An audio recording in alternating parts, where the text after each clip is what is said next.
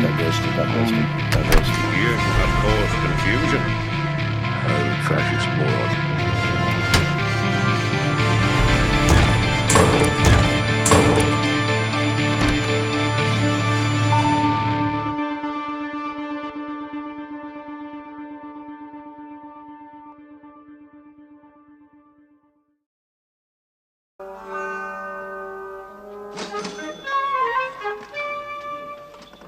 How about the other half? Eh? Another one of those. Oh, Tar. Have you got a large one? I've had no complaints so far. Seeing's believing. You won't need a magnifying glass. Ooh. Here we are. No. Have it on me. You know what I mean? Oh, you don't have to draw me any diagrams. Pity. She's going to get my ballpoint out. Yeah, and write your name in the froth with it, I suppose. Bottoms up. Is that what it is? You could have fooled me. The Carry On series of films are a much beloved part of British culture, spanning 30 films in 20 years, from 1958 to 1978, or if we must include the 1992 abomination Carry On Columbus, which I suppose we must, 31 films in 34 years. To give you an idea of how popular these films are and were, in 1979, Carry On Doctor aired on the BBC. It garnered a television audience of 20.6 million. That means that approximately 37% of the nation watched the film together that night. And this was not just a one-off. For example, in 1978, just a year earlier, an airing of Carry On Abroad got over 18 million. These are typical numbers.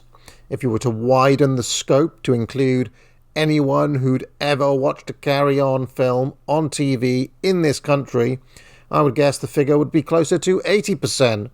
If you took away certain under-30s these days who have never seen a television, and of course recent arrivals, the number is likely close to 100%. These films are an excellent example of what I've been calling vernacular popular British culture, which was watched by millions of people, did not travel much far outside these blessed isles, was generally disdained and looked down upon by the establishment, distinctly low-brow, at times bawdy, happy to trade in cliché and stereotypes, repetitive and stubborn in sticking to its tried and tested formulas. But as I've said, in vernacular culture, the familiar is comforting. People do not want novelty or innovation or the exotic, but that which confirms them securely in their own identity. It is not high art made to scale the heights, but peasant fare for the crowd, for the ordinary folk, to help them cope with life. There is no reason not to celebrate this as being as much as part of the culture as, say, Edward Elgar. And in this video I'm going to provide as comprehensive a guide as I can manage. As Stephen Lamb put it, the Carry On films are as much part of British culture as warm beer and fish and chips. They draw from a deep well of older, vernacular, popular British culture, such as the 1930s music hall act Max Miller, known as the Cheeky Chappie, the saucy seaside postcards of Donald McGill, and even the Beano and the Dandy. Leon Hunt, in his book Low British Culture, written in 1998, suggested that there is something authentic in the fact that the makers of good taste simply cannot appropriate low culture, and anything they have to say about it, especially in the case of these films, automatically seems ridiculous. Let me quote the passage in full. He says, "If certain popular forms are admitted into the canon, another way of valuing the low is precisely through its resistance to rehabilitation, often embodied in the search for a final textual frontier that exists beyond the colonizing powers of the Academy.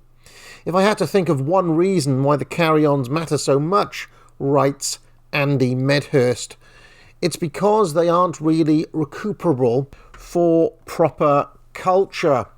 The same desire for a good-bad object seems evident in Peter Hutchins' fear that rendering Hammer horror films worthy and respectable would be doing them a disservice.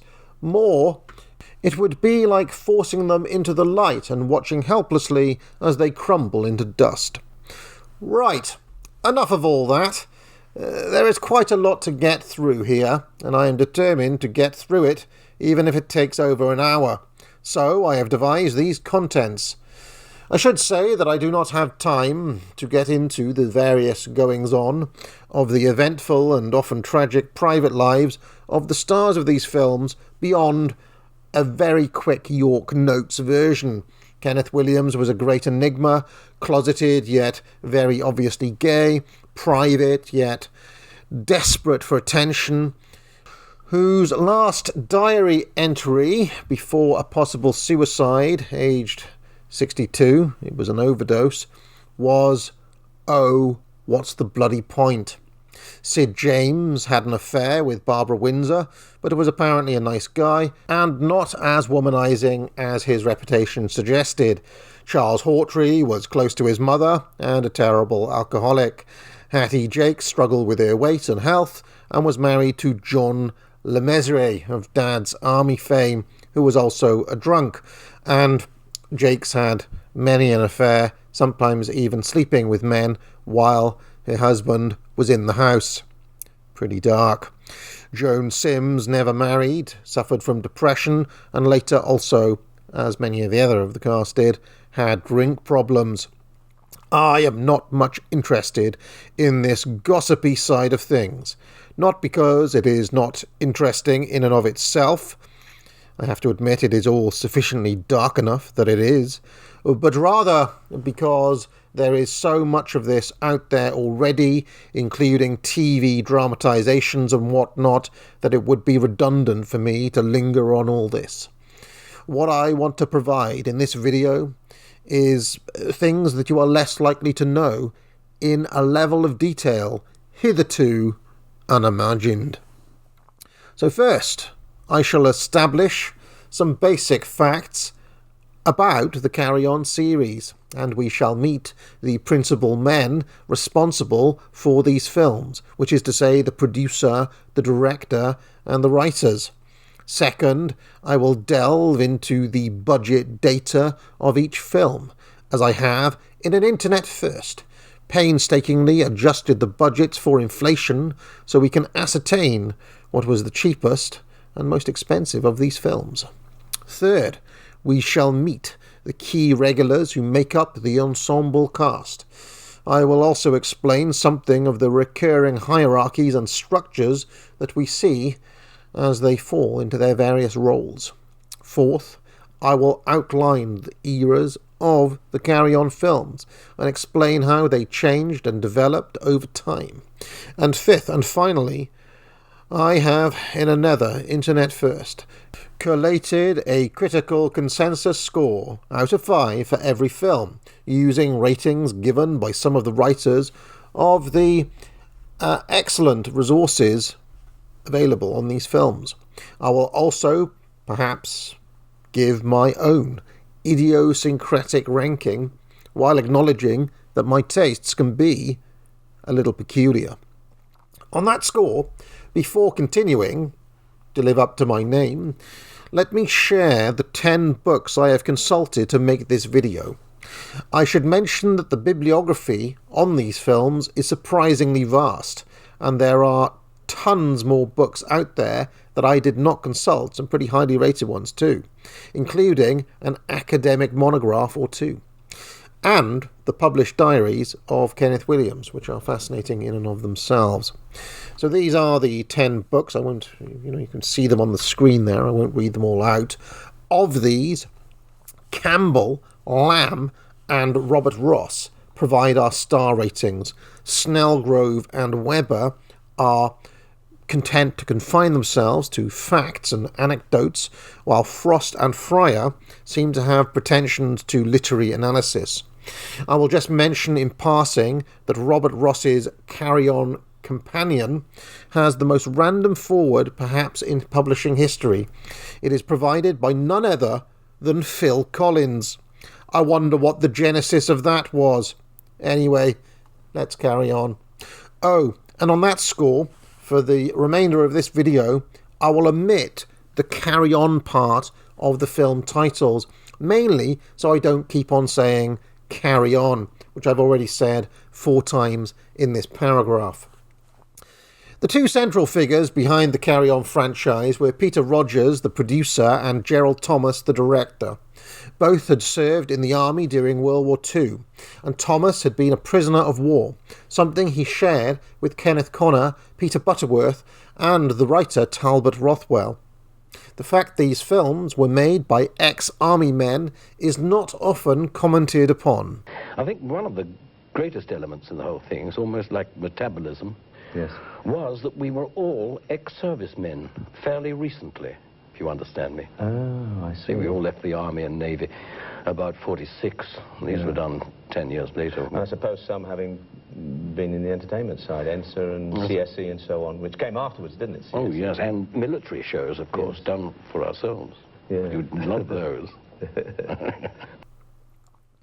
Perhaps it is fitting, then, that the first film, Sergeant, had a military theme. When that was made in 1958, both Rogers and Thomas were already experienced filmmakers. Rogers, 44 years old, had a script-writing background, while Thomas, 38 years old, had an editing background. They had made a few children's films together in the mid-1950s. Peter Rogers was a producer for the company Anglo Amalgamated, run by Nat Cohen and Stuart Levy. When an unwanted script based on the play The Bull Boys by R.F. Delderfield, about the experiences of a group of British Army recruits under national service, came his way, Rogers tried to find a comedy writer to turn it into something usable. He looked to many of the biggest names of the era, Ray Galton and Alan Simpson, known for writing The Amazing Steptoe and Son as well as Hancock's Half Hour, Spike Milligan, Eric Sykes, but they all turned him down. At last he found a capable writer under contract at Pinewood Studios right under his nose. This was Norman Hudis, who would go on to write the first 6 Carry On films. More on him in a moment. Incidentally, every single Carry On film was produced at the legendary Pinewood Studios, and Peter Rogers still had an office there until he died in 2009, aged 95. The Carry On name was suggested because a previous film, unconnected to the series in every way, except for the fact that Joan Sims had a small role in it, had been a minor hit, Carry On Admiral, which incidentally stars another all-time AA hero, David Tomlinson, of Mary Poppins fame. Hello, I'm Peter Rogers. You're about to see the last of the 1970s Carry On specials we made for television. It's a bit historical and hopefully a bit hysterical. I hope you like it. The main thing to know about Peter Rogers as a producer is that he was tight with budgets, tight with pay. He wanted to prove to the film world that films with very low budgets could still turn a good profit, and he proved this many times over with the Carry On films. Part of the low cost of the films was that all of the cast were paid a flat fee, the highest being £5,000 for the top stars, and the lowest, well, Jack Douglas got paid £25 for his role as twitching father in Matron. Now this would be a bone of contention for many of the stars over time, who never received percentages or residuals, but this was the Rogers business model. To give you an idea, in today's money, £5,000 in 1965 works out at around £82,000 today. Well, that's good in general, but in actors' salary terms, it is nothing. Incidentally, we have all the pay data across all of the films. You can see that William Hartnell, better known as the first Doctor Who, received only £2,000 for his star billing in Sergeant. Incidentally, he'd also starred in the Bolting Brothers satire, Private's Progress, 2 years previously, which is perhaps why he was cast. You can see that Kenneth Williams had to work his way up to the £5,000 he received in Cruising. His earliest roles in the series were paid as little as £450. But from Cruising in 1962, he wouldn't get another pay rise until 1978, and that was his last film. I don't know if Kenneth was aware of inflation, but in real terms, the £5,000 he got for Screaming in 1965 was worth twice as much as the £5,000 he got for Behind in 1975, which means he'd taken a 50% real terms pay cut in 10 years. Infamy! Infamy! They've all got it in for me! Anyway, you'll notice that Charles Hawtrey is not in Cruising, and that is because he asked for a pay rise and star billing, and Rogers promptly dropped him. He had a philosophy that no one was bigger than the carry-on name. There were no stars above the title, so to speak, and everyone had to work to the budget. Hawtrey did return, and he did get a very slight pay rise from £2,500 to £3,000, but the lesson was learned. Looking across all these wages, considering how much he did for the series, I think Joan Sims would have every right to feel a little diddled. She never got more than the £3,000 she received for Up the Jungle. Also interesting is that on 2 of the occasions when Sid James, who nearly always got £5,000 as the lead by the way, Harry H. Corbett, better known as Harold Steptoe, got £12,000 for Screaming, and Phil Silvers, better known as Sergeant Bilko, got a whopping great £30,000 for Follow That Camel. I noticed that I misspoke earlier, as Williams got £6,000 on that occasion, probably because there was a rumour that Silvers was getting paid more.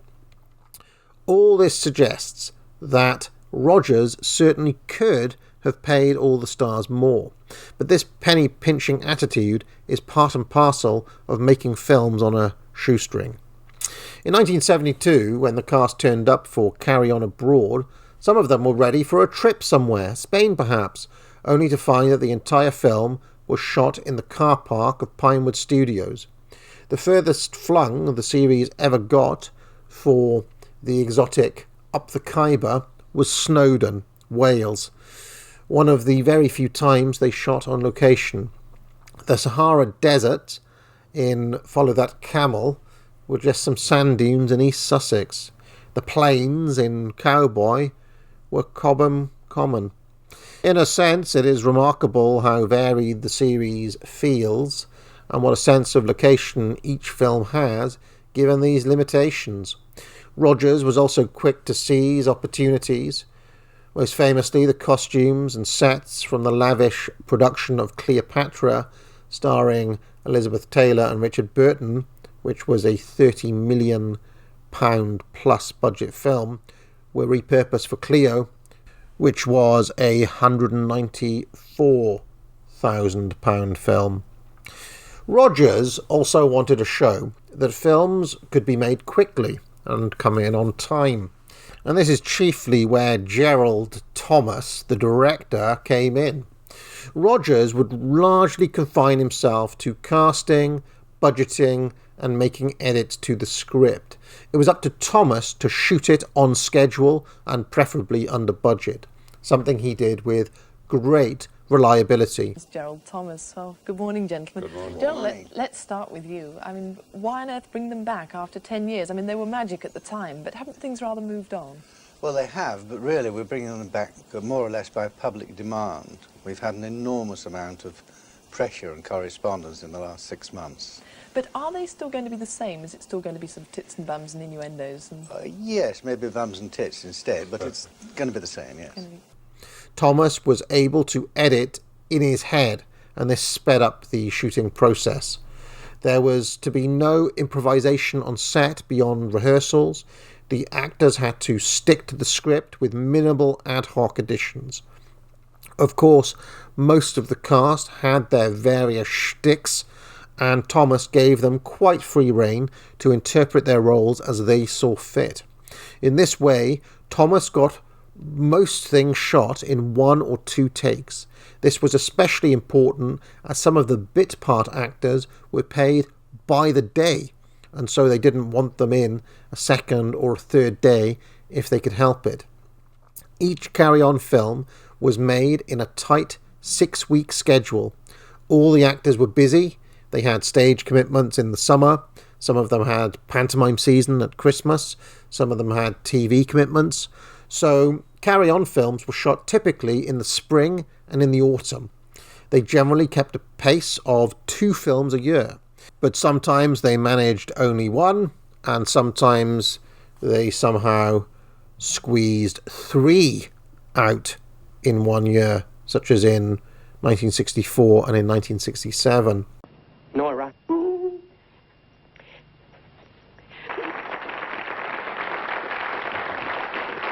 Actually, I was just reaching across then, Kenneth, to show them the Carry-On movie video, which is about to come out. They're making they're going to release a lot of the videos, aren't they? A lot of the Carry-On videos. That, thousands of them, I believe. Yes. Well, I hope they sell thousands anyway. Anyway, that one's Carry-On Nurse. But they must have been fun to make, mustn't they? Yes. 6 weeks every year we'd meet. They were done in 6 weeks, you know. 6 weeks? Oh, You're telling me they made them in 6 weeks? Yes. We had a race one year, I remember, with an Oscar Wilde film. I forget whether it was Peter Finch or Robert Morley in it, but they also did that film in 5 or 6 weeks. Incredible. It is safe to say that Thomas was not an auteur, not a flair director, no strange camera angles, jump cuts or any of that. As Stephen Lamb put it, not for him the sweeping panning shot, the adventurous angles, and the intense directed performance. By all accounts, he was an affable and avuncular figure on set, despite his tight schedule. He could have a laugh or enjoy a practical joke, and with big characters like Kenneth Williams, Sid James, Kenneth Connor, Charles Hawtrey, etc. around, it would have been bad for team spirit if he did not let them have a mess around sometimes. But when it was time to work, Thomas's first assistant would come to the floor, clap and say, "Right, chaps, be loyal." And as soon as he said that, all the fooling around stopped and everyone was ready for the job. Additionally, no one could be late for set. Shooting started promptly at 8:30 a.m. and finished promptly at 5:30 p.m. on the dot. Not a minute overtime for any of the crew. All of that is according to the director of photography, Alan Hume, who was later DOP on such films as Return of the Jedi and Octopussy. He claims that the carry-on schedules were the tightest and most efficient anyone had ever seen in movies. If Thomas excelled in any area beyond his perfunctory and workmanlike efficiency and creating a nice family atmosphere on set, it was in his attention to detail as regards setting and location. While the films are generally shot without much savoir-faire, I think Thomas is generally underrated for his ability to capture a certain mood. Henry, for example, feels very period, not just because of the costume, but the film feels like it's full of scheming courtiers. Don't Lose Your Head is genuinely evocative of the French Revolution. Jack is remarkably period to the extent that you forget it is a carry-on movie sometimes, when you consider it was made in the same year as the noirish Spying, and consider that Thomas directed both films. It is a testament to his ability to convey mood. But it is not just those bigger, canvas-wide examples either. It is little scenes too, like this one in the otherwise contemporary Loving, where we take a momentary wander into what feels like a Victorian horror film. Afternoon.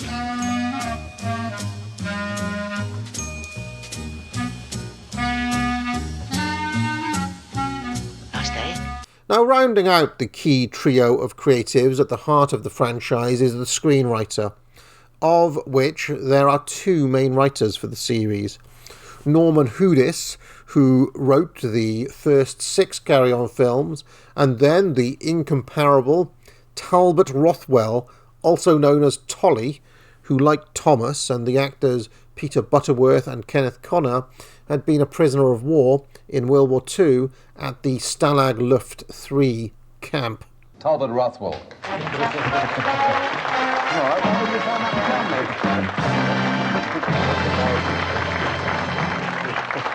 Well, Tolly, we've got some pictures of the production you lot put on in Stalag Luft III, and it looks as though you had things pretty well organised.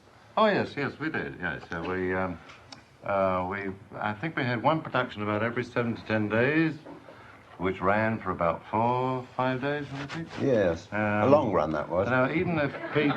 There was a long run, yeah. Even if Pete wasn't in them, which was most unlikely, because he's an absolute hog for parts. Never. Well, let's face it, we had a captive audience.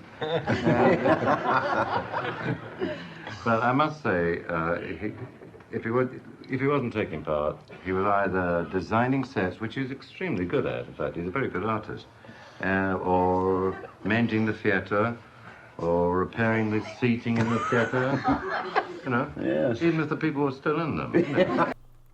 He wrote every Carry On, from Cabby in 1963 to Dick in 1974, 20 straight films, when he suffered some sort of nervous breakdown through being overworked.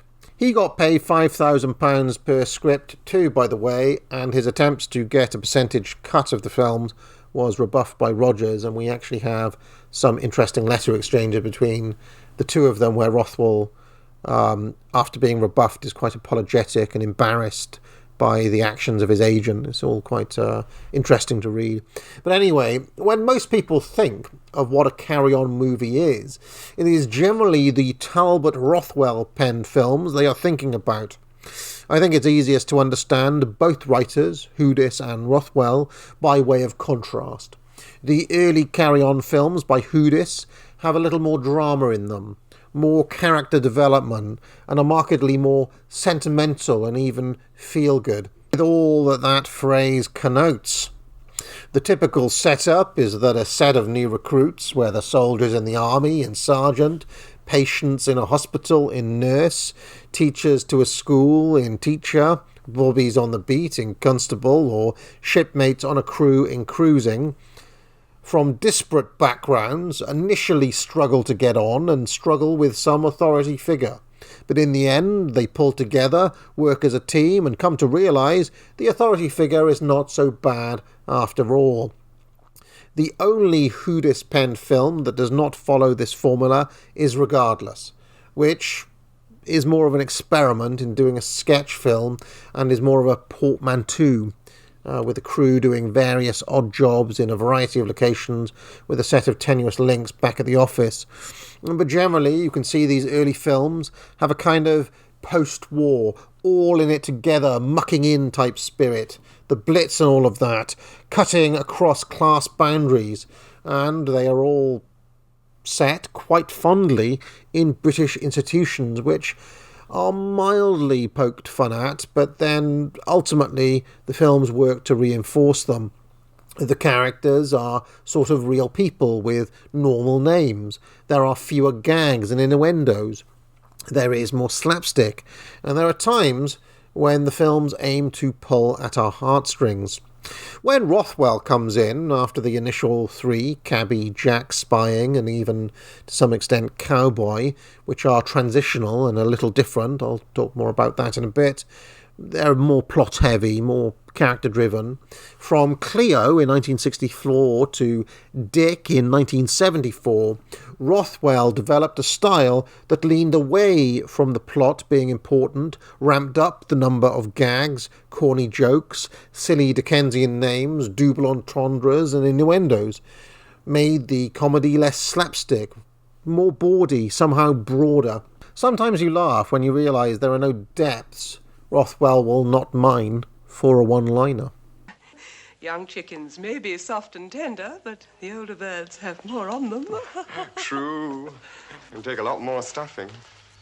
Sometimes you laugh because an innuendo is implied, even when no part of it makes any sense. Please, Miss Plunkett, you're squashing my itinerary. Oh, I'm terribly sorry. I keep forgetting what a big girl I am now. Quite. Should we get them out now? Why, Mr. Farquhar. The people for the coach, I mean. Those. Yes, of course.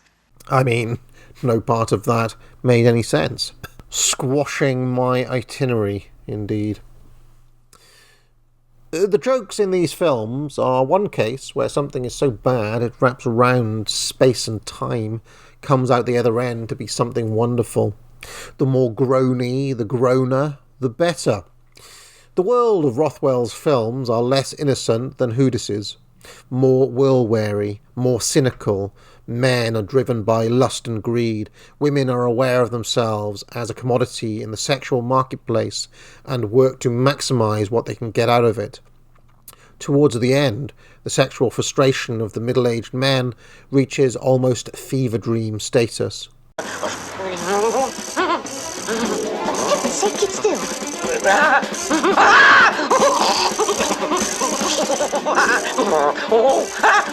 the back pocket! Didn't you say so? There. Now, come along and stop making such an exhibition of yourself. While Hoodis works towards a kind of feel-good, tear-jerker ending, Rothwell might work towards a gag punchline. For example, and sorry, this is spoilers, people, so cover your eyes and cover your ears, Henry ends with Williams as Thomas Cromwell and Terry Scott as Cardinal Wolsey opting for the executioner's axe rather than endure trying to get the king another divorce. Or the films can end by descending into chaos, where there's a knees up or perhaps a fight, but generally the crescendo is a kind of anarchy, a dissolving in of the plot on itself. Rothwell is always non-sentimental, and while he's generally viewed as a right-wing writer, at the very least, small c conservative, in some cases outright reactionary, Hoodis, by the way, is seen as more liberal and progressive, but nonetheless, there is something quite radical in the fact that most, if not all, pomposity is punctured, undermined, or otherwise sent up in these films. Rothwell was said to have some rules for his writing. No one would ever actually swear, and despite the, at times, insane levels of seediness on display, none of the men ever succeeded in actually getting their leg over. There is something increasingly pathetic about the dirty old men who populate his scripts. I will speak more on this later, but the level of sexual repression is at times utterly tragic. I especially feel this about Kenneth Connor's middle-aged men when he comes back to the series. Well, I for one think it is absolutely outrageous asking us to share a room just because we're married. I don't know, dear. I mean, I thought it was quite reasonable in the circumstances. Oh, it's a jolly good idea. Huh? Well? Yes, well, I'll just go out onto the balcony.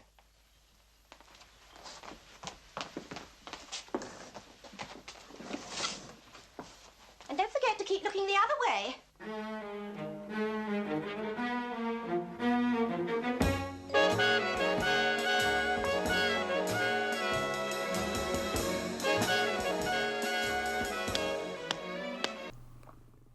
For now, I will just say that I think while Rogers and Thomas provided the structure and the cast provided an extremely talented ensemble of very well-defined characters to draw from, If there's an artistic talent anywhere in these films, it is in Rothwell. I have often seen it written that the cast do well despite the script, that really these films are all about how the actors deal with ropey material. I disagree with this assessment largely, and believe that almost everything people love about these films comes from the pen and imagination of Rothwell. We see films with the same cast, the same director, and the same producer before Rothwell and after Rothwell, and the magic is only really there when he is writing. And although the first script of his, Cabby, is one of the very best films in the series objectively, I do not think he hits on his signature style until he's about 4 or 5 films in. It's from Cleo onwards, really, and I would argue, perhaps controversially, that we don't get the definitive Rothwell until about 1969, from Camping onwards, but more on that later. Now, before we delve into the films and the cast more as promised, let us have a look at these budgets. Here I have inflation adjusted all of the budgets to be expressed in constant 1968 British pound sterling. 1968 is the median of all of the years, the exact middle point of the 20 years of the film, so that's why I've chosen 1968. We can see that Follow That Camel in 1967 was the most expensive film overall. Probably that was the salary of Phil Silvers that did that. But the general pattern is of rise and fall. The films start out very cheap in the Houdis era. We have a rising cost as the series peaks in popularity during the 1960s, and then a general falling in the 1970s as the series itself dwindled. In many ways, this is exactly what one would expect. The average cost of a film in 1968 pounds was just 166,562, or in today's money, that's just over £3.6 million. All 30 films were made for just under £5 million in 1968 money, or just over £108 million in today's money. So there we have it in hard data. Rogers really did keep a very tight ship. Now let's meet the cast and, more importantly, the typical structures of the social worlds of these films. The lead star of most carry-on films is Sid James, a lovable rogue with his signature yak yak yak yak laugh. Stay here, I'll send you when it's over. It's ridiculous. Now, I think James is generally underrated in how well he carries a lot of these films, and in many different settings and locations too. He's a very good leading man.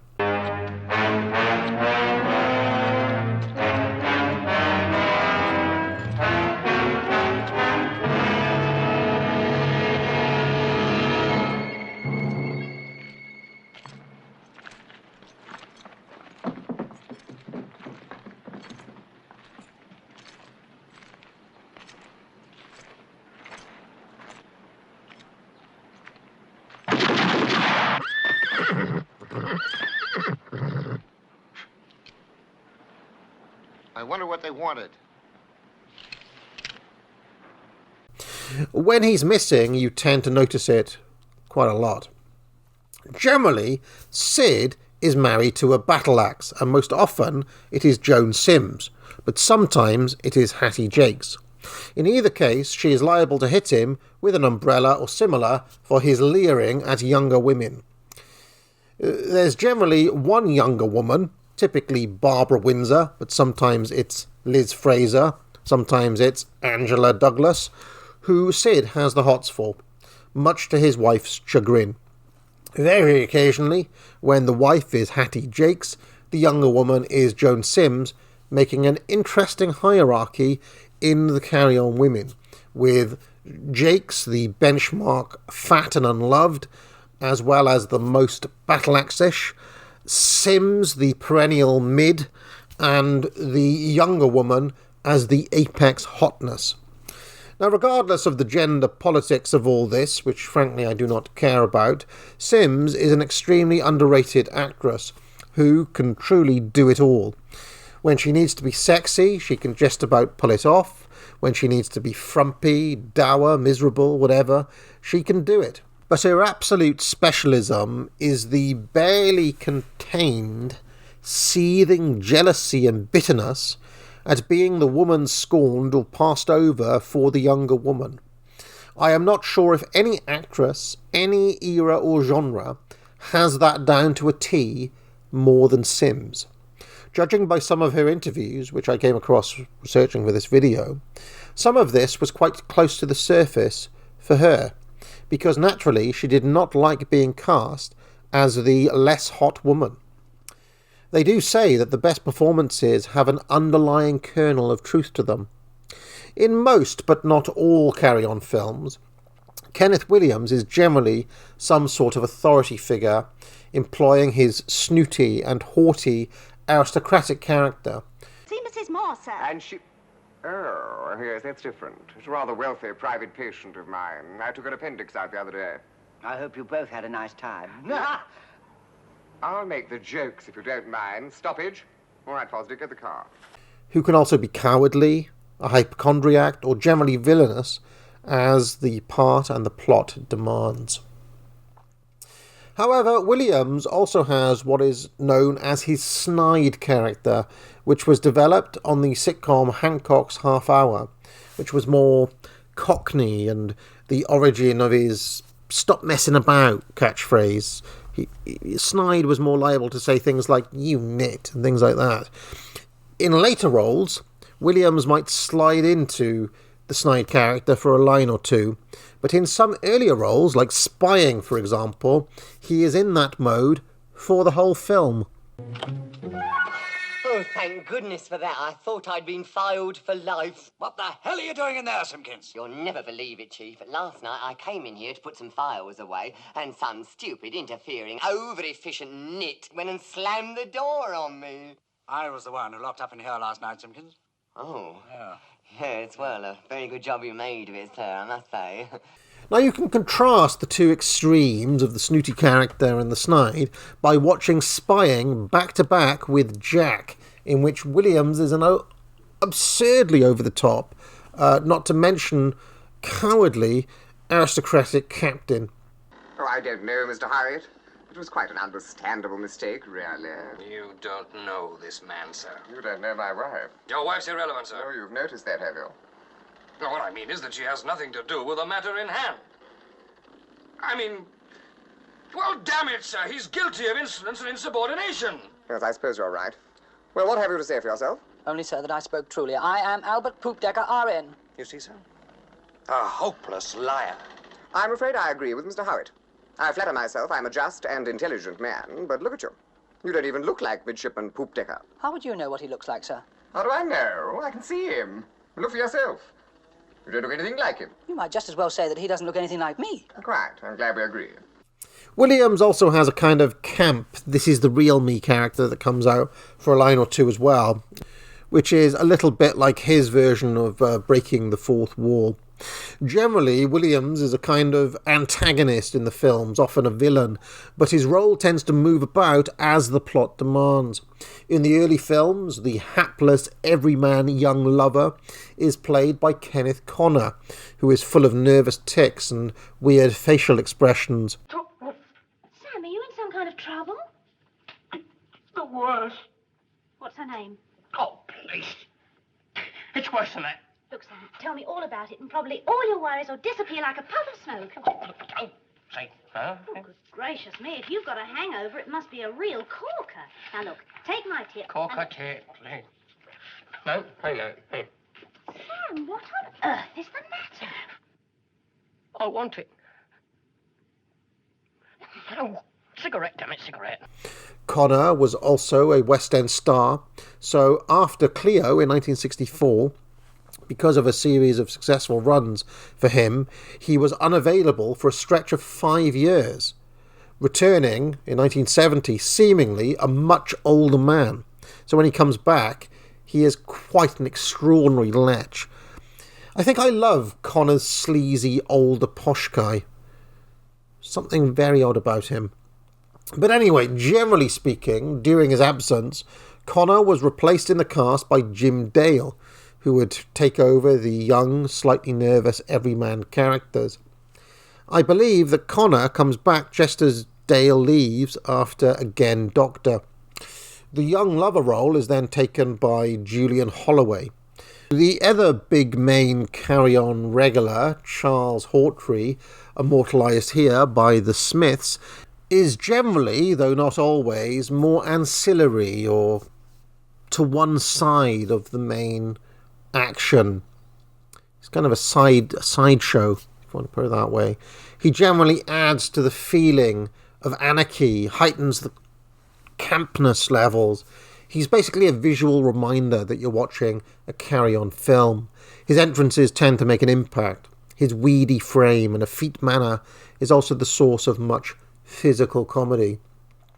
Other stars tend to round out the gallery of caricatures feel of Carry-On. Big Bernard Bresslaw, the bumpkinish Jack Douglas, the oddball Peter Butterworth, or the smooth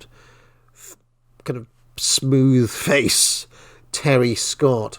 When beloved British comedy actors, more famous for other things, drop in, such as Bernard Cribbins in Jack and Spying, Harry H. Corbett in Screaming, Frankie Howard in Doctor and Up the Jungle, or even Windsor Davis in Behind in England, less said about those the better, they generally slot in quite well. The only exception is the American Phil Silvers in Follow That Camel, which just does not seem to work for whatever reason. Sergeant? Well, I'm glad to hear that. Because when I get you out of here, I'm going to make your life so miserable, you're going to be glad to get back in. Now, with all this established, I can now talk you through the eras of Carry-On. I think the films are too often thought of as all being of one piece, when in fact there are distinct periods with some very different characteristics. Here are the 30 films, sans Columbus, which I am loath to acknowledge. I believe I have already established the early Whodis era and its general characteristics. These films are Sergeant, Nurse, Teacher, Constable, Regardless, and Cruising.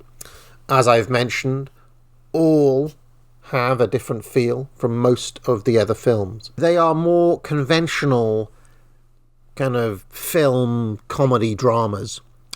Tolly Rothwell comes in with the next film, Cabby, which is also different. It was not initially written as a Carry-On film, and therefore has more drama and character. It's probably one of the best films of the whole series, viewed as a film, and definitely Hattie Jake's best role, but the feel is different.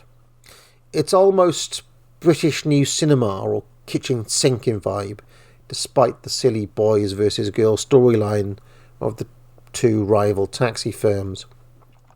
With Jack and Spying, we start the arc of parodies of well-known Hollywood genres.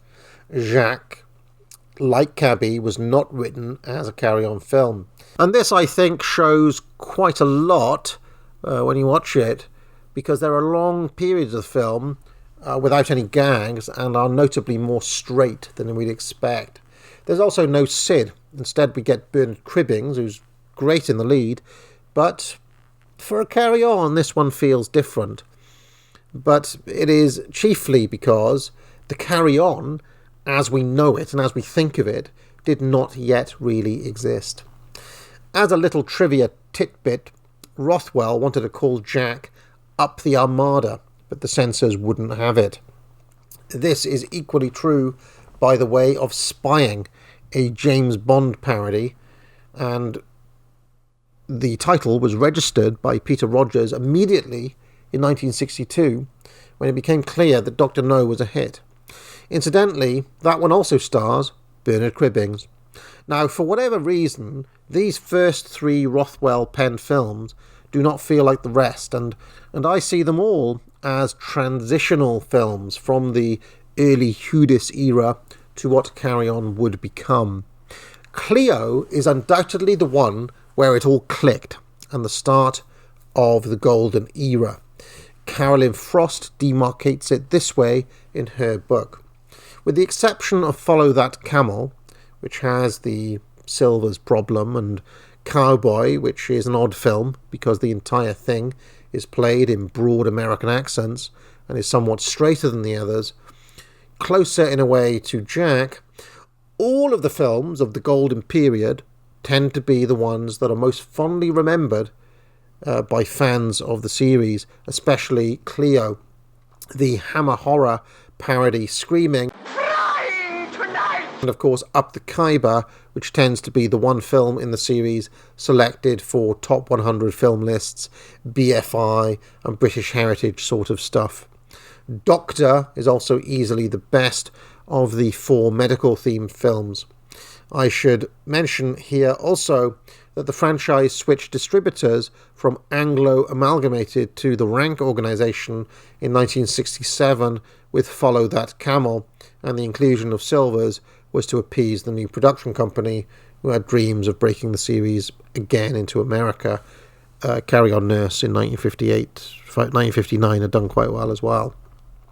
Now, I would argue that from Camping in 1969, we reach Rothwell's settled style and his late period. The level of sleaze and smuttiness notches up a touch here as the 60s gives way to the 70s, but it is never vulgar. While Again Doctor, Matron and Up the Jungle are all cash-in sequels of a sort, I really love this later run of films. The cast are all a little bit older. Kenneth Connor comes back as the pervious middle-aged man ever, and Sid is just masterful and world-weary in all of these outings. I generally like it when he's in a cardigan or a tweed suit or something. I think overall, I like it when the Carry On films are just in contemporary Britain. In these later films, everyone just knows what they're doing. The ensemble is close-knit, and these are the ones that I recall, for whatever reason, endlessly being repeated on television. I like the sense of things being routine, that people know their roles by rote, that there is a certain degree of going through the motions. These are the mundane rhythms of everyday life, habit and mundane repetition, like the best of Samuel Beckett's plays. There is something of all of this in the later Carry On films. It captures the clock in, clock out, evenly rotating aspect of life. I have a special fondness for the contemporary set ones, Loving, At Your Convenience, Abroad and Girls. These 4 especially do not get enough love. In a way, these later films are a little overshadowed by the flashier and more colourful Golden Age films, which are all period pieces or parodies. You know, they're colourful, they've got costumes. But the later period has some of that too. Henry is one of the better period pieces. Dick is a nice farewell to Sid. He died shortly after making it. After this, the series basically falls off a cliff. Some people put this down to changing tastes, but the 20 million people who were watching the films repeated on TV in 1979 clearly had not changed their tastes. I put it down to the fact that Talbot Rothwell had a breakdown and was forced to retire due to health issues, and that Sid James died. The series was basically unable to recover from this double whammy. The subsequent writers just could not get the tone right. They were too rude, too on the nose, actual smut rather than innuendo, veering on porn at times. A kind of coarseness and crudeness entirely missing from Rothwell's world. And that is what really did the series in, I think. I have no doubt that if Sid had lived, and if Rothwell had been able to continue writing, that the series would have not had the sorry end that it did. It's not that these last 3 films are atrocious or anything. Well, they kind of are, but anyway, It is just that the formula has been too badly disrupted and or not well enough understood by the people who are making it. Gerald Thomas was quoted as saying once, basically our pictures are of the same format, the same people, different locales and different incidents that happen, but basically it is a formula which the public expect. Peter Rogers also said, we just made the same film over and over. In short then, behind England and Emmanuel, we're different films, made with different people, and we're not what the public expected. And remember, we're not even going to discuss Columbus. This now brings us finally to the issue of ratings and rankings.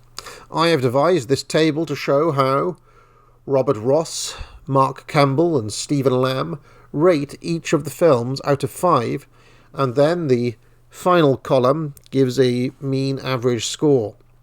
You'll see that Campbell likes the Who This era more than the other two. Ross is a little too down on Jack, by his own later admission on the commentary tracks he did for the DVD set. If we then sort the average ratings from highest to lowest, it gives us a final ranking that looks like this. Critical consensus is that Cleo and Up the Khyber are the undisputed masterpieces of the series, followed by Cabby, Screaming and Spying, and this largely accords with audience reception in my view. Perhaps Camping looms larger in the cultural memory than Cabby, probably because of the famous bra-popping scene with Barbara Windsor, and Cabby is more of a kind of hidden gem or critical favourite rather than an audience favourite. But generally, I think this list is where most people would be with these films. Now that the science is settled, I can provide my own ranking. As per my comments already, I think the critics, in general, skew too much towards the so-called golden era, and I have a real fondness for the early 1970s, late Rothwell era, where everything is really well worn. This accords with my general idea that artists tend to find themselves most at the end of their careers, rather than in their generally accepted peak periods. I have this view, for example, of late-era Bob Dylan. The Dylan of Love and Theft is, to me, the Dylan he always wanted to be, and I think the Rothwell of Carry On Abroad is, in a sense, the Rothwell he always wanted to be. That film being, quite literally, a saucy postcard come to life. As you can see, I have given 8 films the 5-star rating. Now, you must understand that this is a rating relative to the Carry On canon, and not in terms of films overall. Which is to say, I do not think Carry On Girls is something to be ranked alongside Citizen Kane. In general, I think that almost everything should be rated on its own terms, rather than in some arbitrary universal. So my favourites are Cabby, which has, like I said, that real early 1960s kitchen sink vibe. Hits different, as the kids say. Cleo, Screaming and Khyber, those 3 being the objective, critical and commercial high points of the series.